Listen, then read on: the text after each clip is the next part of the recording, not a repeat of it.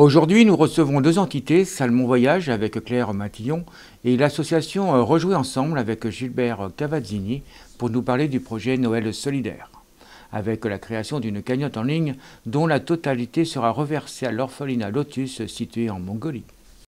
Alors tout d'abord, Salmon Voyage, qui êtes-vous donc?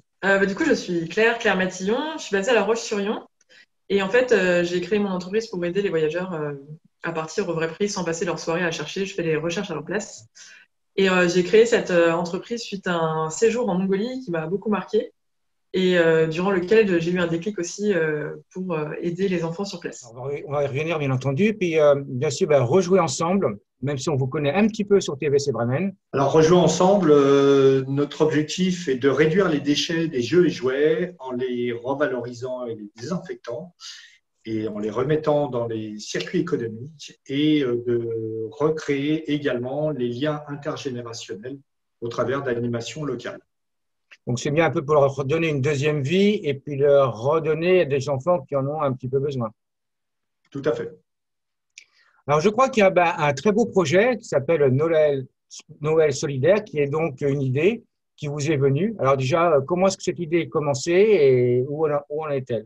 Du coup, à la base, en fait, moi, c'est quand je suis allée en Mongolie, donc il y a presque 5 ans.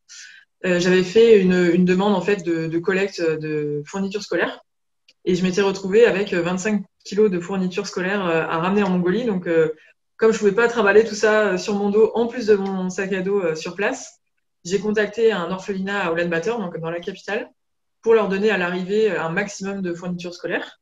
Et c'est là où je me suis retrouvée pendant presque une semaine avec l'orphelinat Lotus, donc qui est à Ulaanbaatar et qui accueille tous les enfants qui n'ont plus forcément accès à leurs parents ou il y a des gros problèmes d'alcoolémie en Mongolie. Donc voilà. Et du coup, depuis, en fait, chaque année, j'organise une cagnotte en ligne pour les aider pour Noël, pour qu'ils puissent acheter des cadeaux de Noël.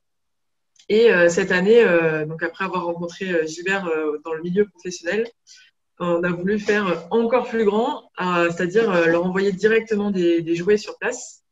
Mais la pandémie du Covid nous a un peu freiné là-dessus, mais on n'oublie pas cette idée un peu folle. Et donc, on s'est rabattu sur l'idée d'une cagnotte en ligne, mais en alliant nos forces pour être un peu plus nombreux.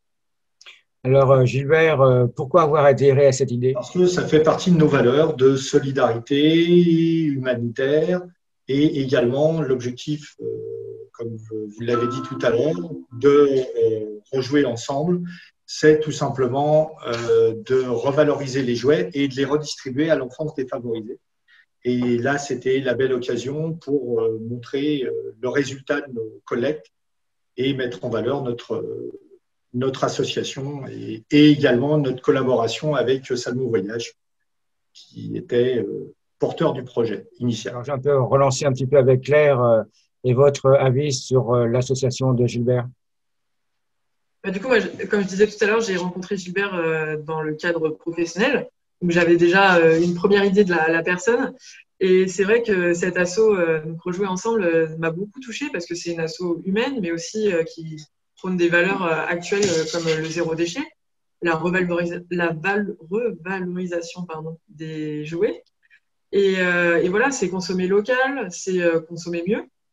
Et tout ça aussi dans la bienveillance. Parce que je sais que Gilbert et Catherine sont des personnes très, très bienveillantes, qui pensent beaucoup aux autres avant eux. Et voilà, je me suis un peu reconnue dans leur valeur. Donc là, bien sûr, vous pensez notamment aux enfants. Alors, ce Noël solidaire, comment est-ce que vous allez le préparer? On a déjà lancé la cagnotte en ligne sur Hello Asso, sous Rejouer ensemble. Elle a démarré il y a une dizaine de jours. On a mis en place des points de collecte.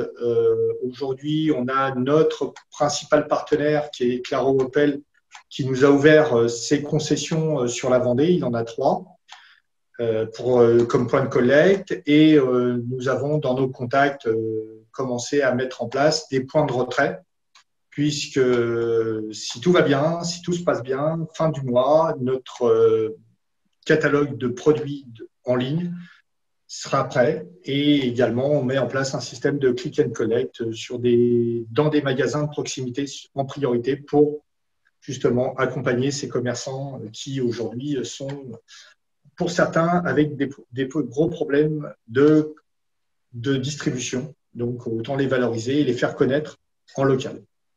Oui, parce que je crois que le Covid vous a posé quelques problèmes, notamment pour les contacter et pour envoyer les jouets, bien sûr, en Mongolie. Oui, tout à fait.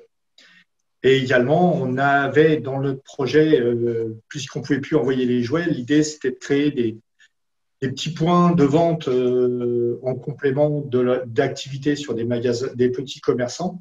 Et malheureusement, avec la fermeture d'une majorité de magasins, il a fallu se rabattre en urgence sur la mise en ligne, en ligne d'un site de vente.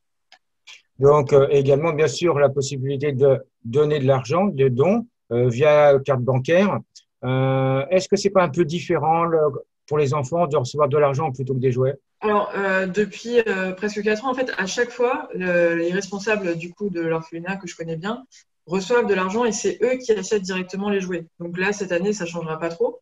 C'était la première année en fait où on voulait lancer cette idée un peu folle d'envoyer directement des jouets en Mongolie. Mais du coup, cette année, ça changera pas de d'habitude et ils auront toujours des jouets. Et nous, en échange, on recevra des belles photos de Noël avec les enfants qui ont reçu leurs jouets. Alors, voilà un petit peu au niveau des collectes des jouets.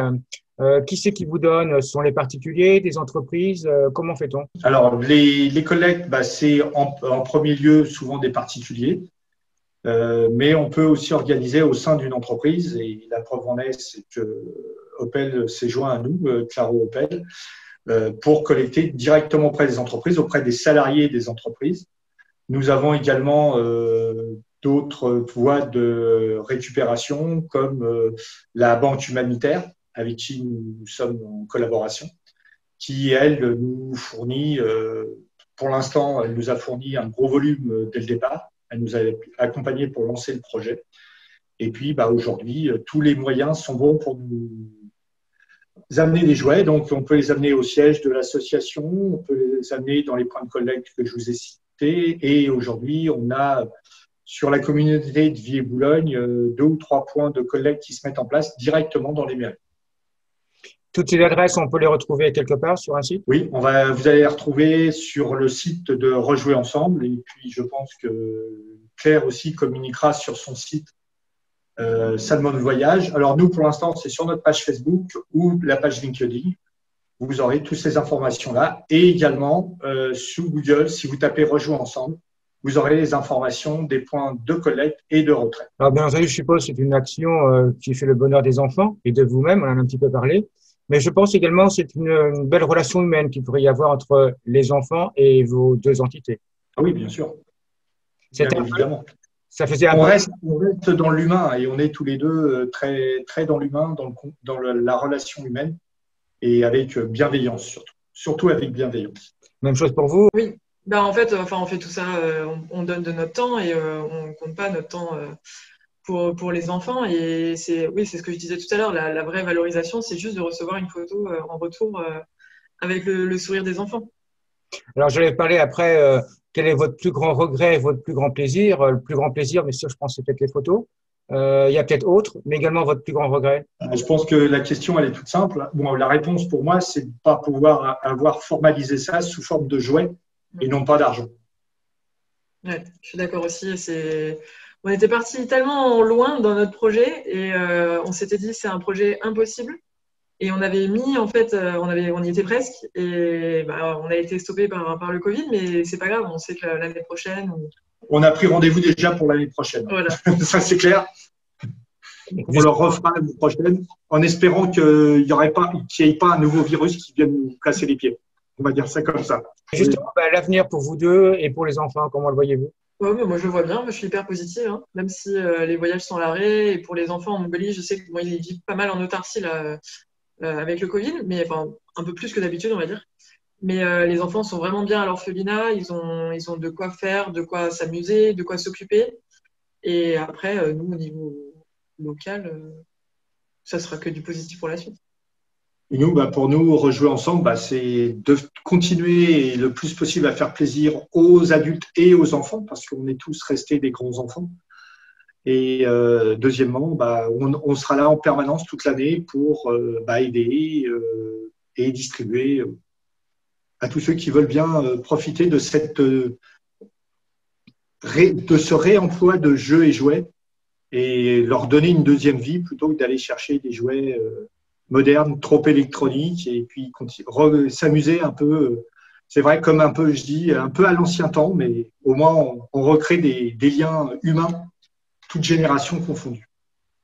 En revenant un petit peu au niveau des enfants là-bas, donc à l'orphelinat, nous on a toujours un peu l'idée que l'orphelinat, bon, c'est pas forcément très gai.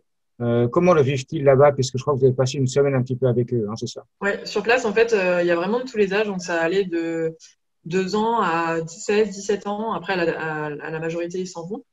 Et en fait, il y a des animateurs sur place, mais ils sont aussi en autosuffisance, on va dire. C'est-à-dire que ceux de 16 ans vont s'occuper des plus petits.